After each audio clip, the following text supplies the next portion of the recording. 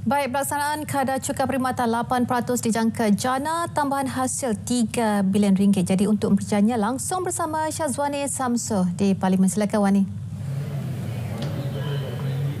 Ya, Miza, perkara itu dimaklumkan Yang Amat Berhormat Perdana Menteri Datuk Seri Anwar Ibrahim dalam sidang Dewan Rakyat pagi tadi. Peluasan skop dan perubahan kadar cukai perkhidmatan baharu tersebut hanya akan menumpukan mereka yang berpendapatan tinggi. Mengakui berlaku kenaikan inflasi, namun ia tidak begitu ketara apabila hanya mencatat 0.2%.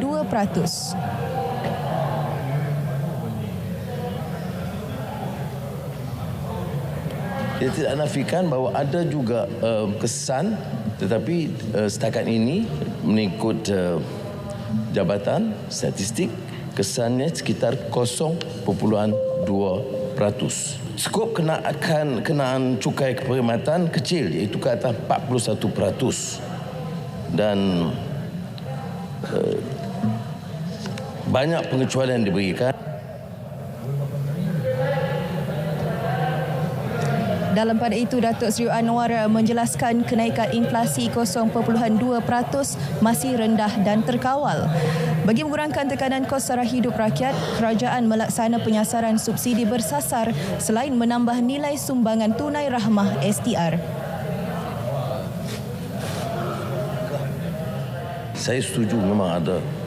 Cuma kalau dia sekitar 2% masih terkawal, masih rendah. Dan ada pandangan bahawa ada juga kesan di kalangan rakyat, dan sebab itu kita cuba bantu dengan menambah STR dan beberapa tambahan untuk kerana faham bahawa ada kesan kenaikan kos sara hidup. Cara mengurangkan tekanan itu adalah menambah STR kepada rakyat terbanyak, dan seperti mana kita tahu dia dah mencecah jumlah bantuan kerajaan sudah 10 bilion tahun ini. Saudara, Dewan Rakyat hari ini turut diberi maklum prestasi perdagangan negara meningkat 8.3% bagi tempoh Januari hingga Februari tahun ini berbanding tempoh sama tahun sebelum itu. Ini sekaligus menyumbang pendapatan negara sebanyak RM446.43 bilion. Ekspor barangan perkilangan menyumbang 3.9% daripada nilai keseluruhan pertumbuhan tersebut. Trend peningkatan dari segi prestasi Januari Februari tahun ini memang sangat menggalakkan. Januari Februari 2024, 2 bulan pertama 2024, pertumbuhan 8.3% kepada RM446.3 bilion ketimbang tahun 2023. Ekspor Januari Februari meningkat 3.9% kepada RM233.74 bilion. Dan ini turut mencatatkan peningkatan tahun ke tahun sebanyak 3.4% kepada RM196.75 bilion.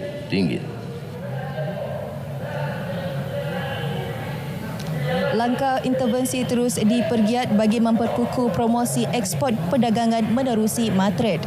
Dalam pada itu, kestabilan politik, dasar ekonomi madani yang jelas serta langkah mudahkan perniagaan antara faktor peningkatan pelaburan ke Malaysia. Impaknya negara mencatat jumlah pelaburan tertinggi diluluskan dalam sejarah negara. Kejayaan itu hasil kolaborasi jentera kerajaan diterajui Kementerian Pelaburan, Perdagangan dan Industri MITI.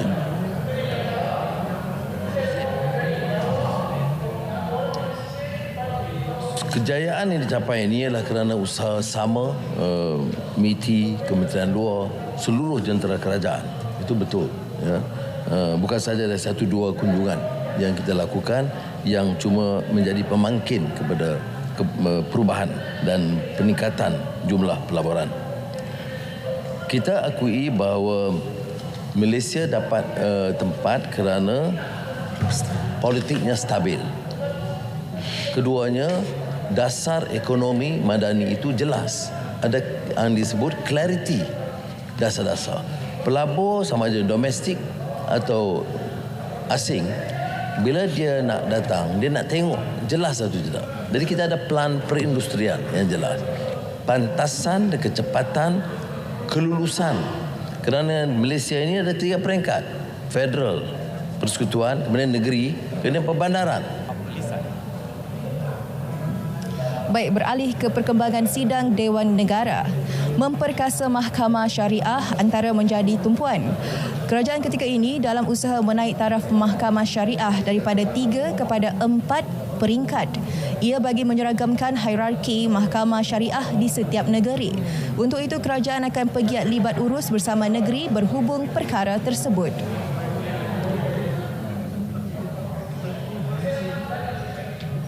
Bagi rang Undang-Undang Mahkamah Syariah Bidang Kuasa Jenayah atau RUU 355, kerajaan sedang dan akan mengadakan sesi libat urus yang menyeluruh.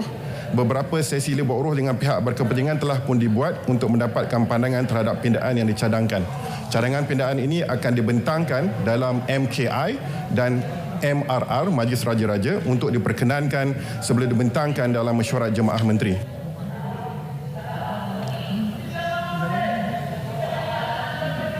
Baik, ini pula mengenai isu gaji pelakon kanak-kanak.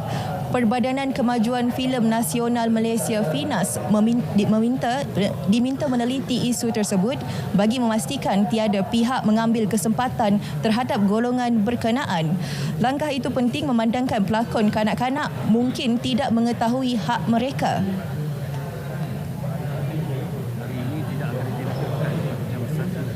Pada waktu ini, FINAS sedang meneliti beberapa pindaan kepada Akta FINAS, termasuk juga apa yang disebut sebagai Peraturan Perbadanan Kemajuan Filem Nasional Malaysia Pelesinan tahun 1983 untuk menambah baik antara lain isu mengenai kanak-kanak dan orang muda yang terlibat dalam penggambaran, juga isu-isu yang melibatkan kebajikan bagi para seniman, veteran dan juga kru penggambaran. Fahmi juga mengambil serius data Jabatan Perangkaan yang menunjukkan 73.13% penerbit filem tidak peka keperluan permohonan lesen hiburan awam, kanak-kanak dan orang muda di bawah seliaan Kementerian Sumber Manusia. Baik, demikian perkembangan dari bangunan Parlimen. Kembali bersama Miza untuk perkembangan berita tengah hari selanjutnya.